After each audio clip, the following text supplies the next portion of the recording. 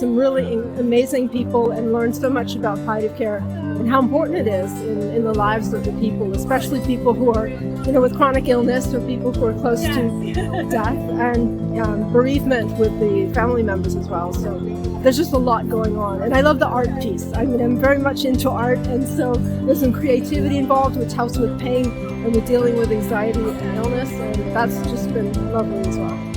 I've been to, and every person that I've met, and truly every, has been so generous with what they've learned, what they're sharing. If they've made a thing that has brought value to education or to caring, they're like, you can use it, make it your own. Or do you want to work together to help us make it even better?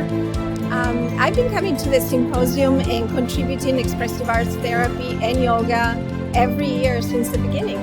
So I'm really proud to and honored to be part of this community. It's the best compassionate community you can find.